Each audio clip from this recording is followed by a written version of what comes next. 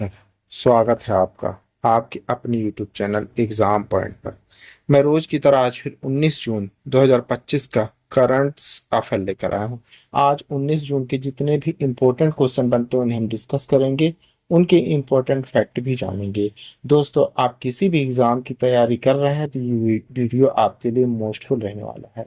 इस वीडियो के लास्ट में हमने आपके लिए एक क्वेश्चन रखा है जिसका आंसर आप लोग को कमेंट्स बॉक्स में देना है। आइए शुरू करते हैं। पहले नंबर का क्वेश्चन देखते हैं। पहले नंबर का क्वेश्चन है, देख लेते हैं। विश्व सिकल सेल दिवस हर साल कब मनाया जाता है? सही आंसर है सी, 19 जून को, आज ही के दिन की पॉइंट देखते हैं। विश्व सिकल सेल दिवस हर साल 19 जून को मनाया जाता है। इस दिन का उद्देश्य राष्ट्रीय और अंतर्राष्ट्रीय स्तर पर सिकल सेल विकारों के बारे में जागरूकता बढ़ाना है।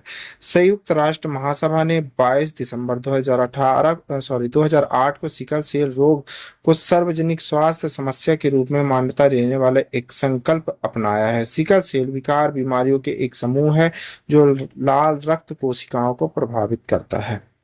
आइए दूसरे नंबर का क्वेश्चन देख लेते हैं। अभ्यास शक्ति 8 किस देश के साथ संयुक्त सैन्य अभ्यास है? सही आंसर है सी, फ्रांस के साथ। की पॉइंट देख लेते हैं। जम्मू और कश्मीर राइफल के नेतृत्व में भारतीय सेना की 90 सदस्यीय टुकड़ी दक्षिण फ्रांस के कैंप लारजेकला केवेलरी में 18 जून से 1 जुलाई 2025 तक आयोजित होने वाला संयुक्त भारत फ्रांसीसी सैन्य अभ्यास शक्ति 8 के लिए रवाना हुई। फ्रांसीसी पक्ष का प्रतिनिधित्व 13वीं विदेशी सेना हाफ ब्रिगेड द्वारा किया गया है। द्विवार्षिक अभ्यास संयुक्त राष्ट्र चार्टर के अभ्यास 8 के तहत उप पारंपरिक युद्ध में संयुक्त संचालन पर केंद्रित है, जो अर्ध शहरी इलाकों में आयोजित किया जाता है। इसका उद्देश्य आधुनिक सैन्य प्रौद्योगिकियों में साझा अभ्यास और प्रशिक्षण के माध्यम से दोनों सेनाओं के बीच अंतर संचालन, सामरिक समन्वय और परिचालन समझ को बढ़ाना है। आइए आगे बढ़ते हैं, तीसरे नंबर का क्वेश्चन देखते हैं। प्रधानमंत्री नरेंद्र मोदी ने हाल ही में किस सम्मेलन के दौरान कनाडा के प्रधानमंत्री से मुलाकात की है? सही आंसर है सी, G7 शिखर सम्मेलन में। के पंडित प्रधानमंत्री नरेंद्र मोदी ने केनाना इक्कीस में G7 शिखर सम्मेलन के दौरान कनाडा के प्रधानमंत्री मार्क कार्नी के साथ द्विपक्षीय बैठक के दौरान भारत कनाडा से संबंधों को मजबूत करने पर महत्व पर जोर दिया। उन्हें लोकतंत्र, स्वतंत्रता, कानून के शासन के प्रति साझा प्रतिबद्धता और व्यापार, स्वच्छ ऊर्जा, महत्वपूर्ण खनिजों, उर्वरकों जैसे क्षेत्रों में सहयोग की संभावना पर प्रकाश डाला है। आइए आगे बढ़ते हैं, चौथे नंबर का क्वेश्चन देख लेते हैं। आइए चौथा देखते हैं। भारतीय नौसेना किस तिथि को INS अरुणा को कमीशन कर रही है? सही आंसर है सी, 18 जून 2025 को। की पढ़ते भारतीय नौसेना 18 जून 2025 को नौसेना डाक यार्ड विशाखापट्टनम देश के पहले anti submarine warfare shallow watercraft Arnala को कमीशन कर रही है। समारोह की अध्यक्षता chief of defence staff general Anil Chauhan कर रहे हैं। INS अर्नला जहाजों से पहला है जिसे 8 मई 2025 को नौसेना को सौंपा गया था। इसका नाम महाराष्ट्र तट पर स्थित ऐतिहासिक अर्नला किले के नाम पर रखा गया है। आइए आगे बढ़ते हैं, पांचवें नंबर का क्वेश्चन देखते हैं। भारत का पहला राज्य जिसने मोबाइल आधारित ई वोटिंग प्रणाली शुरू की है वह कौन सा है? सही आंसर है डी, बिहार। की पढ़ते हैं। बिहार राज्य निर्वाचन आयोग SEC ने मोबाइल आधारित ई वोटिंग प्रणाली की शुरुआत की है, जिससे बिहार ऐसा करने वाला भारत का पहला राज्य बन गया। यह नई प्रणाली 18 जून को होने वाले नगर निकाय चुनाव में लागू की जाएगी, जिसकी पुष्टि राज्य निर्वाचन आयुक्त दीपक प्रसाद ने की। ई वोटिंग का मतलब है मोबाइल या इलेक्ट्रॉनिक डिवाइस के जरिए दूरस्थ मतदान करना। इस प्रणाली में मतदाता एंड्रॉयड मोबाइल ऐप का उपयोग करके बिना मतदान केंद्र गए ही अपना वोट डाल सकते हैं।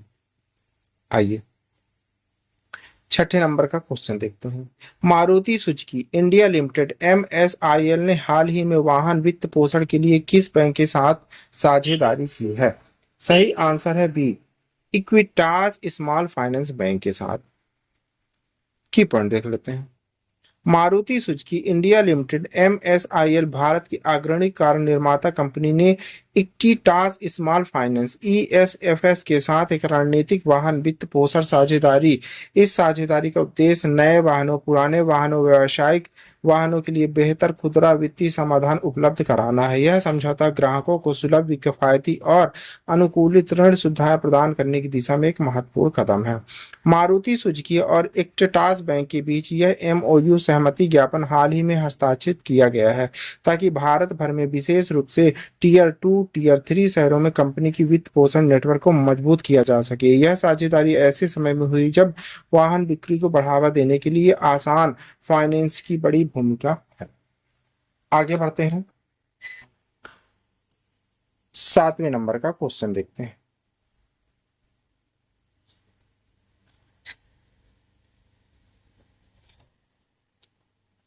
अंकित रैना और एलिस रोबे द्वारा जीता गया ITF महिला टेनिस टूर्नामेंट कहाँ आयोजित किया गया है?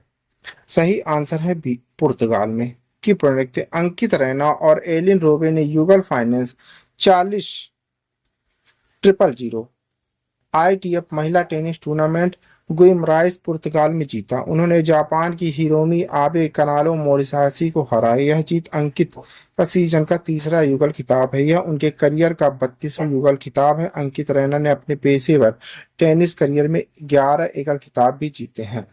आइए आगे बढ़ते हैं, 8वें नंबर का क्वेश्चन देख लेते हैं। रक्षा साइबर एजेंसी द्वारा शुरू किए गए साइबर सुरक्षा अभ्यास का नाम क्या है? नाम है साइबर सुरक्षा, ऑप्शन है सी। की पॉइंट लिख लेते हैं। रक्षा साइबर एजेंसी ने साइबर सुरक्षा अभ्यास शुरू किया, जिसे साइबर सुरक्षा कहा जाता है। यह एक बहुचरणीय राष्ट्रीय स्तर का अभ्यास है जो साइबर सुरक्षा तैयारियों पर केंद्रित है। यह अभ्यास मुख्यालय एकीकृत रक्षा स्टाफ के तहत आयोजित किया जा रहा है। यह एक 12 दिवसीय कार्यशाला जिसमें राष्ट्रीय एजेंसी और रक्षा हितधारकों के प्रति भागी शामिल किए गए हैं। आइए 9वें नंबर का क्वेश्चन देख लेते हैं। के कनाडाई ग्रां प्री में किसने जीत हासिल की है? सही आंसर है डी, जॉर्ज रसेल ने 2025 का कनाडाई ग्रां प्री जीता। इस सीजन में फार्मूला 1 का चौथा अलग विजेता बन गया। उन्होंने कमांडेड प्रदर्शन सर्किट ग्लास रिव्यू में दिए गए। रसेल मशीन के लिए ड्राइव करते और टीम के साथ जीत का जश्न मनाया। वह अब 2025 में 5 बार पोडियम पर रहे, जो 2024 में उनकी कुल संख्या से अधिक है। रसेल वर्तमान में मैक्स वर्स्टैपेन से केवल 19 अंक पीछे रहे, जो ड्राइवर्स स्ट्रेनिंग में P3 के लिए लड़ रहे थे। आइए आगे बढ़ते हैं, 10वें नंबर का क्वेश्चन देखते हैं।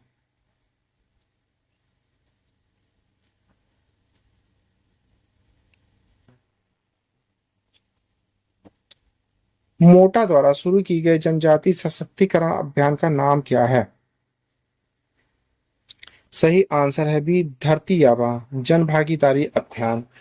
की पढ़ लिखते हैं। मोटा जनजाति कार्य मंत्रालय ने सबसे बड़ा जनजाति सशक्तिकरण अभियान शुरू किया, जिसे धरती आबा जन भागीदारी अभियान कहा जाता है।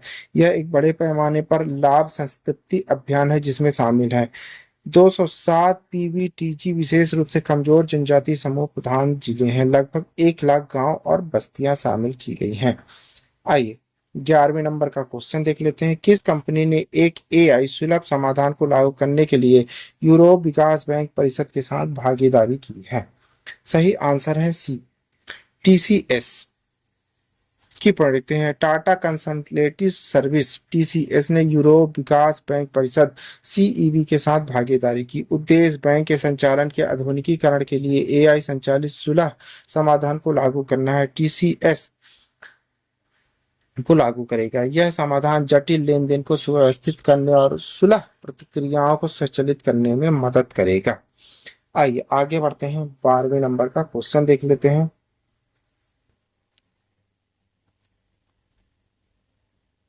आइए 12 नंबर क्वेश्चन देखते हैं। आपदा प्रबंधन एजेंसियों की गति और सटीकता में सुधार के लिए 3 तकनीक प्लेटफॉर्म लॉन्च किए गए हैं।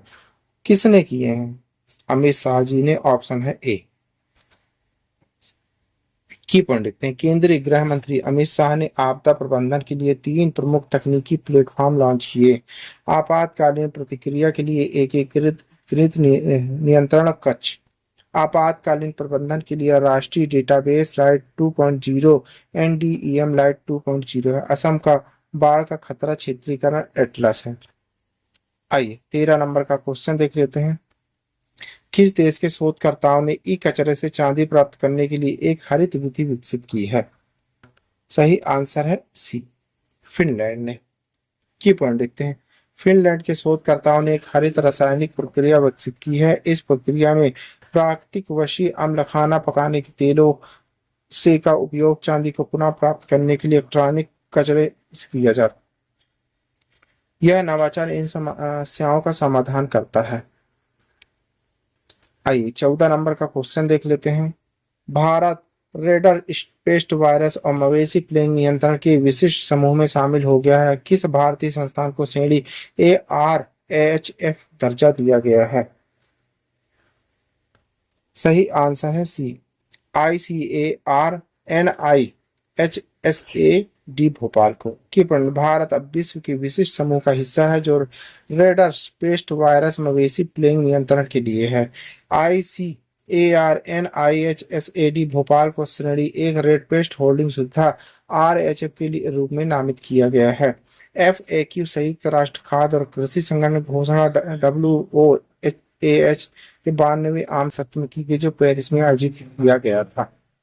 आइए 15 नंबर का क्वेश्चन देख लेते हैं।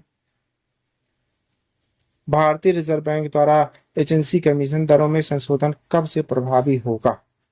सही आंसर है ए, 1 जनवरी 2025 से। की पॉइंट लिखते हैं। सरकारी बैंकिंग सेवा में दक्षता बढ़ाने के उद्देश्य से भारतीय रिजर्व बैंक RBI ने सरकार से संबंधित लेन देन को संभालने के लिए बैंकों को दिए जाने वाले एजेंसी कमीशन दरों में संशोधन किया है। यह संशोधित ढांचा 1 अप्रैल 2025 से प्रभावी होगा। इसमें इलेक्ट्रॉनिक लेन देन, पेंशन वितरण और गैर पेंशन सरकारी भुगतानों पर बढ़ा हुआ भुगतान शामिल है। इसका उद्देश्य सरकारी धन के डिजिटल प्रबंधन को प्रोत्साहित देना, बैंकों को इस दिशा में प्रेरित करना है। आइए लास्ट क्वेश्चन देख लेते हैं 16 नंबर। ओपन AI को अमेरिकी रक्षा विभाग से कितना अनुबंध प्राप्त हुआ है? सही आंसर है सी, 200 मिलियन।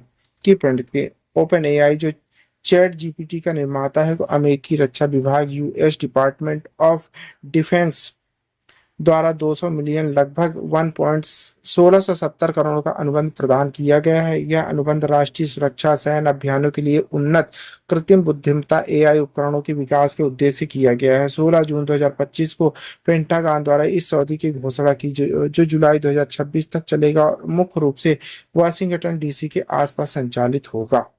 आइए आगे बढ़ते हैं। आपके लिए क्वेश्चन है, इसी क्वेश्चन का आंसर आप लोग को कमेंट्स बॉक्स में देना है। क्वेश्चन देखते हैं।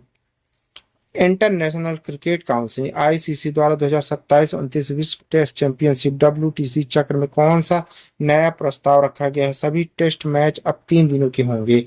छोटे देशों को 4 दिवसीय टेस्ट मैच खेलने की अनुमति दी जाएगी। Bharat, Australia, England test cricket से बाहर हो जाएंगे। केवल T20 प्रारूप को मान्यता दी जाएगी। दोस्तों इस क्वेश्चन का आंसर आप लोग को कमेंट्स बॉक्स में देना है। आंसर आप लोग कमेंट्स बॉक्स में जरूर दीजिएगा, भूलिएगा नहीं। आप पढ़ रहे हैं 19 जून 2025 का डेली करंट अफेयर। दोस्तों आप किसी भी एग्जाम की तैयारी कर रहे हैं तो ये वीडियो आपके लिए मोस्टफुल रहने वाला है। इस वीडियो की PDF डाउनलोड करने के लिए आप हमारे टेलीग्राम चैनल एग्जाम पॉइंट पर जाकर वहां से PDF डाउनलोड कर सकते हैं। Thank you for watching my video. इस वीडियो को ज्यादा से ज्यादा शेयर करें, लाइक करें, कमेंट करें। Thank you.